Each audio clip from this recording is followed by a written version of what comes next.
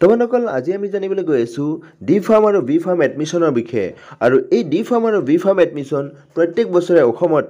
Srimanta Sankaradeva university of health সায়েন্সে CEEৰ জৰিয়তে conduct কৰে আৰু 2024 বৰ্ষত এই বি ফাৰ্ম আৰু ডি ফাৰ্ম এডমিশ্যন ল'বলৈ আপোনালোকৰ ইলিজিবিলিটি ক্ৰাইটেৰিয়া কি হ'ব, ৰিজাৰ্ভেশ্যন ফেচিলিটি কেনেধৰণে পাব আৰু এই CEE অৰ্থাৎ ডি ফাৰ্ম আৰু বি ফাৰ্ম এডমিশ্যন ল'বলৈ যি এণ্ট্ৰেন্স এক্সাম হ'ব সেই এণ্ট্ৰেন্স এক্সামৰ সিলেবাস কি হ'ব, এক্সাম পেটাৰ্ণ কেনেকুৱা ধৰণৰ হ'ব, এক্সাম কেতিয়া হ'ব, সম্পূৰ্ণ ধৰণৰ কথা অৰ্থাৎ এই ডি ফাৰ্ম আৰু বি ফাৰ্ম এডমিশ্যন ল'বলৈ যি এণ্ট্ৰেন্স এক্সাম হ'ব এণ্ট্ৰেন্স এক্সামৰ সম্পূৰ্ণ বিতং তথ্যৰ লগতে আপোনালোকক মই জনাবলৈ গৈ আছোঁ এই ডি ফাৰ্ম আৰু বি ফাৰ্ম এডমিশ্যনৰ সম্পূৰ্ণ বিতং তথ্য। তোমালোকৰ তেতিয়াহ'লে ভিডিঅ'টি হ'বলৈ গৈ আছে বহুত ইনফৰ্মেটিভ। ভিডিঅ'টি শেষলৈকে চাব। Srimanta Sankaradeva university of health সায়েন্সৰ দ্বাৰা পাব্লিছ হোৱা এডুকেশ্যনেল নটিছ অৰ্থাৎ ফাৰ্মাচী এণ্ট্ৰেন্স এক্সামিনেশ্যন 2024 অৰ্থাৎ ইয়াত কৈছে যে এই entrance examination for admission into diploma in pharmacy অৰ্থাৎ D pharm and bachelor in pharmacy B pharm courses in both the gov and private institute of Assam for the session 2024। তো 2024 বৰ্ষত প্ৰাইভেটত হওক বা গভৰ্ণমেণ্টত আপোনালোকে যদি বি ফাৰ্ম আৰু ডি ফাৰ্ম কৰিব বিচাৰে তেতিয়াহ'লে এই এণ্ট্ৰেন্স এক্সাম দিয়াটো আপোনালোকৰ বাবে বাধ্যতামূলক। আৰু এই এণ্ট্ৰেন্স এক্সাম আপোনালোকে কেনেকৈ দিব পাৰিব ইয়াত তেওঁলোকে কৈছে যে এপ্লাই প্ৰক্ৰিয়া ইতিমধ্যে আৰম্ভ হৈ গৈছে আৰু এই যি ডি ফাৰ্ম আৰু বি ফাৰ্মৰ যি ফাৰ্মাচী এণ্ট্ৰেন্স এক্সাম হ'ব তেওঁলোকে অহা 23/6 অৰ্থাৎ 23rd জুন 2024 তাৰিখে তেওঁলোকে অনুষ্ঠিত কৰিব। জুন মাহৰ 23 তাৰিখে তেওঁলোকে অনুষ্ঠিত কৰিব আৰু ইয়াত কৈছে যে accordingly application R invite from the candidates for pharmacy entrance examination 2024 for selection of candidates for admission into D Pharm and B Pharm courses. Online application form shall be available on the university website অৰ্থাৎ যেটো Srimanta Sankaradeva university of health সায়েন্সৰ যি official website আছে তাত apply প্ৰক্ৰিয়া ইতিমধ্যে যোৱা 14 মে'ৰ পৰা এপ্লাই প্ৰক্ৰিয়া আৰম্ভ হৈ গৈছে আৰু এই এপ্লাই প্ৰক্ৰিয়া অহা 29 মে' পৰ্যন্ত আপোনালোকে এপ্লাই কৰিব পাৰিব আৰু এপ্লাই কৰোঁতে আপোনালোকে অনলাইনভাৱে এপ্লাই কৰিব লাগিব আৰু এপ্লাই কৰোঁতে এটা ফি আপোনালোকে পে' কৰিব লাগিব যিটো ফি নন ৰিফাণ্ডেবল হ'ব। আৰু ইয়াত কৈছে যে details of the entrance examination including eligibility criteria and requirements R available at the university website. University ৱেবছাইটত যিকোনো তথ্য যিকোনো আপোনালোকে ডাটা যদি জানিব বিচাৰে এই কোৰ্সটোৰ বিষয়ে বা এই এডমিশ্যন প্ৰক্ৰিয়াৰ বিষয়ে তেতিয়াহ'লে আপোনালোকে অফিচিয়েল ৱেবছাইট ভিজিট কৰিব পাৰিব, যিটো মই ডেছক্ৰিপশ্যনত লিংক দি দিম, আপোনালোকে যাব পাৰিব বা লিংকৰ জৰিয়তে আপোনালোকে ভিজিট কৰিব পাৰিব। তো বন্ধুসকল মই ইতিমধ্যে কৈছোঁ তেওঁলোকে অহা 23 জুন 2024 তাৰিখে এক্সামটো অনুষ্ঠিত কৰিব আৰু এক্সাম চেণ্টাৰ অসমত গুৱাহাটী, ডিব্ৰুগড়, শিলচৰ, যোৰহাট, বৰপেটা, তেজপুৰ, ডিফু, নগাঁও, লখিমপুৰ, ধুবুৰী এণ্ড কোকৰাঝাৰত অনুষ্ঠিত কৰিব আৰু এডমিটছ কাৰ্ড তেওঁলোকে 15 জুনৰ পৰা তেওঁলোকে দিয়া আৰম্ভ কৰিব বুলি ইয়াত কৈছে। এইটো টেণ্টেটিভ ডেট এটা দিছে তেওঁলোকে এই তাৰিখৰ পৰা, যিহেতুকে এক্সামটো 23 তাৰিখে অনুষ্ঠিত হ'ব তাৰ এসপ্তাহ আগৰ পৰা তেওঁলোকে এডমিট কাৰ্ডসমূহ ইছ্যু কৰিব বুলি ইয়াত কৈছে। আৰু এতিয়া আমি জানিলোঁ এই কোৰ্চটোৰ ইলিজিবিলিটি ক্ৰাইটেৰিয়া কি হ'ব অৰ্থাৎ এই এণ্ট্ৰেন্স এক্সামটো এপ্লাই কৰিবলৈ হ'লে আপোনালোকৰ ইলিজিবিলিটি ক্ৰাইটেৰিয়া কি হ'ব আৰু আৰ্টছ কমাৰ্চ ষ্টুডেণ্টসকলে এই কোৰ্চটো এপ্লাই কৰিব পাৰিবনে নাই সেইটো জানিলোঁ। তোমালোকৰ আপুনি যদি অফিচিয়েল যি নটিফিকেশ্যন আছে সেই নটিফিকেশ্যনটো যদি আমি চাওঁ তেতিয়াহ'লে তেওঁলোকে ইয়াত ধুনীয়াকৈ মেনশ্যন কৰিছে যে এক্সামটো 23 তাৰিখে অনুষ্ঠিত কৰিব আৰু ডিউৰেশ্যন এক্সামৰ যিটো টাইমিংটো তেওঁলোকে 11 AM to 1 PM দিছে অৰ্থাৎ 2 ঘণ্টীয়া এক্সাম হ'ব। আৰু ইয়াত কৈছে there shall be 1 paper consisting of 100 objective type multiple choice question অৰ্থাৎ MCQ আকাৰত হ'ব for English, physics, chemistry, biology or mathematics অৰ্থাৎ আপোনালোকৰ 4টা ছাবজেক্টৰ ওপৰত এক্সামটো হ'ব। যদি আপুনি ইংলিছ, ফিজিক্স, কেমেষ্ট্ৰি, বায়'লজি দিয়ে তেতিয়াহ'লেতো আপোনাৰ 4টা ঠিকে আছে আৰু যদি আপুনি বায়'লজি নিদিয়ে তেতিয়াহ'লে আপুনি মেথমেটিক্স দিব পাৰিব অৰ্থাৎ English, physics, chemistry and mathematics দিব পাৰিব। আৰু যিসকল শিক্ষাৰ্থী এই এণ্ট্ৰেন্স এক্সামটো দিব বা এই বি ফাৰ্ম আৰু ডি ফাৰ্ম এডমিশ্যন ল'ব সেইসমূহ শিক্ষাৰ্থী কুৱেশ্যন উইল বি যিটো HS 10+2 ছায়েন্স ষ্টেণ্ডাৰ্ড হ'ব অৰ্থাৎ আপোনালোকৰ যিটো কুৱেশ্যনৰ যিটো ষ্টেণ্ডাৰ্ড সেইটো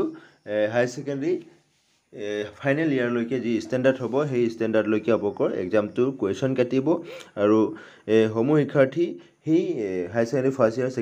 ছেকেণ্ড ইয়াৰৰ বুকছখিনি পঢ়িব লাগিব ডিষ্ট্ৰিবিউশ্যন অফ মাৰ্কছ তেওঁলোকে কৈছে প্ৰতিটো ছাবজেক্টৰ 25 মাৰ্ককৈ থাকিব 25 নম্বৰকৈ থাকিব আৰু টোটেল 100 কুৱেশ্যন 100 মাৰ্কছ থাকিব Merit shall be prepared based on the total marks obtained in by each candidate in all the subjects. অৰ্থাৎ আপোনালোকে যিমান মাৰ্কছ কেৰি কৰিব পাৰিব প্ৰতিটো ছাবজেক্টত সেইটোৰ ওপৰত ডিপেণ্ড কৰি বা সেইটোৰ ওপৰত বেছ কৰি তেওঁলোকে মেৰিট লিষ্টটো তৈয়াৰ কৰিব আৰু ইয়াত কৈছে যে দ্য মিনিমাম কোৱালিফাইং এটা তেওঁলোকে দিছে মিনিমাম কোৱালিফাইং জেনেৰেল কেণ্ডিডেটসকলে আউট অফ 150 পাবই লাগিব ST SC সকলে আউট অফ 145 পাব লাগিব আৰু আনৰিজাৰ্ভ PWD কেণ্ডিডেটসকলে 45% তেওঁলোকে পাব লাগিব তো যদি ইয়াৰ উপৰিও যদি if set remain vacant the minimum percentage will be researched by Gov of Assam Directorate of Medical Education Assam before second counseling আগত তেওঁলোকে মাৰ্কসমূহকো কমাই পেলাই আকৌ পিছৰ যিবিলাক শিক্ষাৰ্থী আছে সেই শিক্ষাৰ্থীসকলক সুবিধা দিয়াৰ ব্যৱস্থা তেওঁলোকে কৰিব বুলি কৈছে ইয়াত কৈছে যে applicant must be citizen of India আৰু candidate must have pass higher secondary 10+2 science অৰ্থাৎ যিসকল শিক্ষাৰ্থী এপ্লাই কৰিব বি ফাৰ্ম আৰু ডি ফাৰ্ম এডমিশ্যন ল'ব সমূহ শিক্ষাৰ্থী সায়েন্স কেটেগৰী হ'ব লাগিব সায়েন্স বেকগ্ৰাউণ্ডৰ শিক্ষাৰ্থীসকলে এপ্লাই কৰিব পাৰিব ইয়াত আৰ্টছ কমাৰ্চৰ শিক্ষাৰ্থীসকলে এপ্লাই কৰিব নোৱাৰিব যিহেতুকে আৰ্টছ কমাৰ্চ শিক্ষাৰ্থীসকলৰ ফিজিক্স কেমেষ্ট্ৰি বায়'লজি বা মেথমেটিক্সৰ ছাবজেক্ট নাথাকিব মেথমেটিক্স থাকিব পাৰে কিন্তু ফিজিক্স কেমেষ্ট্ৰি নাথাকিব চ' যিসকল শিক্ষাৰ্থী সায়েন্স বেকগ্ৰাউণ্ডৰ হয় তেতিয়াহ'লে সেই শিক্ষাৰ্থীসকল এই এণ্ট্ৰেন্স এক্সামটোত এপ্লাই কৰিব পাৰিব ইয়াত কৈছে যে equivalent examination with English, Physics, Chemistry and Biology and or Mathematics from recognized board, council, university without grace mark. Grace mark পোৱা শিক্ষাৰ্থীসকলে কিন্তু এপ্লাই কৰিব নোৱাৰিব যিসকল শিক্ষাৰ্থী গ্ৰেছ মাৰ্ক পাইছে তেওঁলোকে এপ্লাই নকৰিলেও হ'ব যিহেতুকে ইয়াত স্পষ্টভাৱে কৈছে গ্ৰেছ মাৰ্ক পোৱা শিক্ষাৰ্থীসকল not eligible however the students passing 10+2 qualification from non-formal or non-classrooms based schooling such as National Institute of Open Schooling, Open School System of States, etc. shall not be eligible for admission to B.Pharm course. আৰু ইয়াত কৈছে যে যিসকল শিক্ষাৰ্থী নিউজৰ আণ্ডাৰত higher secondary pass কৰিছে বা ষ্টেট অপেন স্কুলৰ পৰা তেওঁলোকে হায়াৰ ছেকেণ্ডেৰী পাছ কৰিছে তেতিয়াহ'লে তেওঁলোকে B.Pharmটো এডমিশ্যন ল'ব নোৱাৰিব কিন্তু D.Pharmটো পাৰিব D.Pharmত তেওঁলোকে এডমিশ্যন ল'ব পাৰিব কিন্তু B.Pharmত নোৱাৰিব candidates must be minimum of 17 years আৰু 31st December of the year which admission is sought minimum 17 years হ'ব লাগিব reservation of seat যদি আমি চাবলৈ যাওঁ তেতিয়াহ'লে তেওঁলোকে কৈছে যে ST SC MOBC OBC আৰু tea garden XT garden EWS PWD সকলো শিক্ষাৰ্থীৰ কাৰণে as per the government Gov of Assamৰ যিটো ৰুলছ আছে সেই ৰুলছ মতে তেওঁলোকে ইয়াত ৰিজাৰ্ভেশ্যন ফেচিলিটি প্ৰভাইড কৰিব তোমালোকৰ যেতিয়া আপোনালোকে অনলাইন এপ্লাই কৰিব তেতিয়া আপোনালোকে এক্সামিনেশ্যন ফি এটা পে কৰিব লাগিব আৰু হেতু এনে ধৰণৰ 700 যদি আপোনালোকে পে কৰে তেতিয়াহ'লে ডি ফাৰ্মৰ কাৰণে এপ্লাই কৰিব পাৰিব আনহাতে 1500 रुपीस যদি পে কৰে তেতিয়াহ'লে বি ফাৰ্মৰ কাৰণে এপ্লাই কৰিব পাৰিব আনহাতে আপুনি যদি ডি ফাৰ্ম আৰু বি ফাৰ্ম দুইটা কোৰ্ছৰ কাৰণে এন্ট্ৰেন্স এক্সাম দিব তেতিয়াহ'লে আপুনি 2000 रुपीस পে কৰিব লাগিব যদিহে আপুনি জেনেৰেল কেণ্ডিডেট হয় বা জেনেৰেল কেটেগৰীৰ পৰা বিলংছ কৰে আনহাতে যিসকল ৰিজাৰ্ভ কেটেগৰী আছে ST SC বা OBC MOBC আছে সেই সমূহ শিক্ষাৰ্থীসকলে কিন্তু 550 रुपीस পে কৰিব লাগিব ডি ফাৰ্মৰ কাৰণে আনহাতে 1200 रुपीस পে কৰিব লাগিব বি ফাৰ্মৰ কাৰণে আনহাতে যদি তেওঁ দুইটা কোৰ্ছতে বা দুইটা কোৰ্ছৰ কাৰণে তেওঁ এপ্লাই কৰিব তেতিয়াহ'লে তেওঁ 1600 रुपीस পে কৰিব লাগিব যদিহে তেওঁ SC ST EWS OBC আৰু MOBC কেটেগৰীৰ পৰা বিলংছ কৰে এনে ধৰণে আপোনালোকে ফিটো দিব লাগিব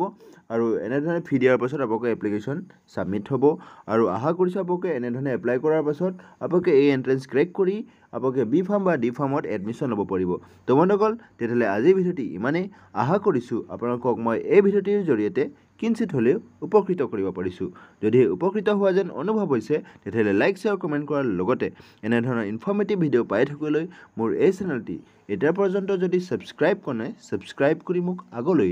এনে ধৰণৰ নতুন নতুন ভিডিঅ' বনোৱাত প্ৰেৰণা যোগাব বুলি মই আশা ৰাখিলোঁ তোমালোকৰ তেতিয়াহ'লে আজিৰ ভিডিঅ'টি ইমানেই আৰু ভিডিঅ'টি শেষলৈকে চোৱাৰ বাবে আপোনাক অশেষ ধন্যবাদ জয় আই অসম